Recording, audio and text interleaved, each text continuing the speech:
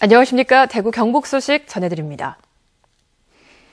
대구와 경북 지역에 한파주의보가 내려졌습니다. 오늘 아침 최저기온은 대구가 영하 3.2도로 올가을 이후 최저기온을 기록한 가운데 포항이 영하 3.5도, 안동이 영하 6.6, 봉화는 영하 8.9도까지 떨어졌습니다. 낮 최고기온도 대구가 3도 등 0도에서 3도에 머물겠고 김천과 성주 등 경북 서부 내륙 지역에는 내일까지 5cm 안팎의 눈이 쌓이겠습니다. 오늘 낮까지 전국적으로 옅은 황사가 나타날 것으로 보이고 내일 아침 최저기온 대구가 영하 1도 등 영하 5도에서 영하 1도, 낮 최고기온은 대구가 6도 등 3도에서 6도의 분포로 오늘보다는 기온이 조금 오르겠습니다. 청색계란을 낳는 닭을 연구 개발한 경북축산기술연구소가 양계 농가의 기술을 이전하고 본격적인 상용화에 나섰습니다. 청색계란은 콜레스테롤 함량이 낮아서 건강식품으로 인기가 높고 가격도 높아 농가 소득 향상에도 큰 도움이 될 것으로 보입니다. 김건엽 기자의 보도입니다. 닭장 속 암탉들의 움직임이 부산합니다. 외견상 보통 닭과 별 차이가 없지만 청색 계란을 낳는 청색계입니다.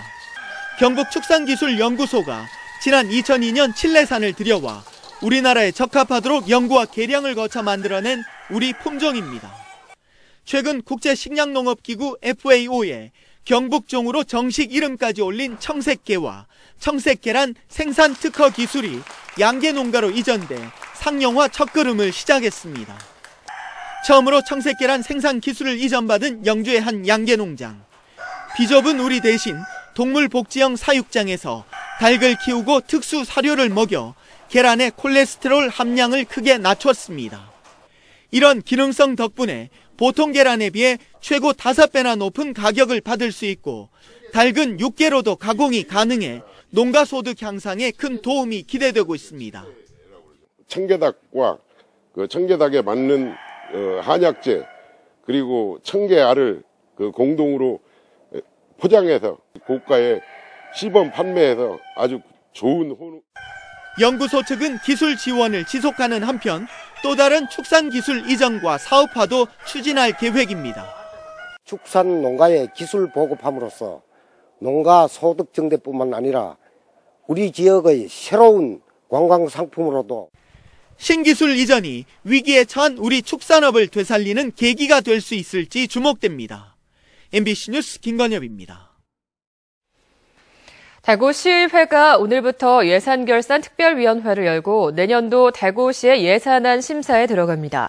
예결위원들은 시내버스 준공영제 문제와 대구 국가산업단지 투자 유치 방안, 세계 물포럼 준비와 물산업 클러스터 조성 방향, 도청 이전터 개발 등 대구시 핵심 현안과 관련된 예산 문제를 집중적으로 따져 물을 예정입니다. 대구문화방송은 오늘 오후 2시 25분부터 1시간 30분 동안 대구시의회 예산결산특별위원회 내년도 예산심의 과정을 생방송으로 중계합니다.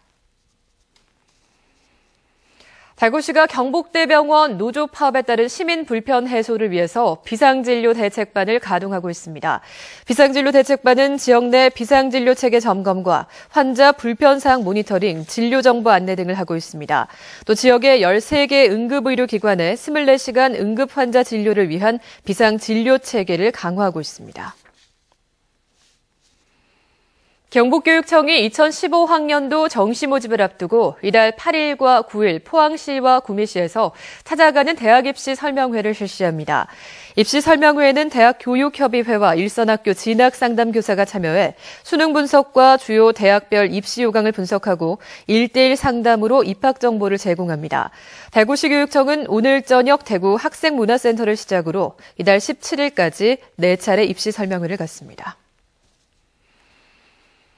녹색당 구미당원 모임은 구미시가 유해 성분이 포함되어 있는 방역약품을 연기를 피우는 방식으로 끊임없이 연막 소독하고 있다며 해충 박멸 효과가 떨어지는 소독 방식을 폐지하라고 요구했습니다.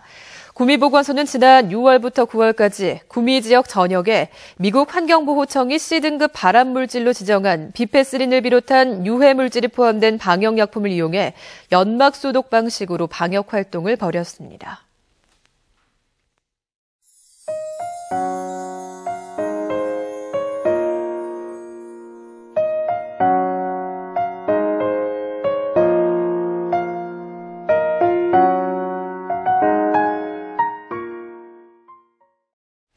MBC 생활뉴스를 마칩니다. 시청해주신 여러분 고맙습니다.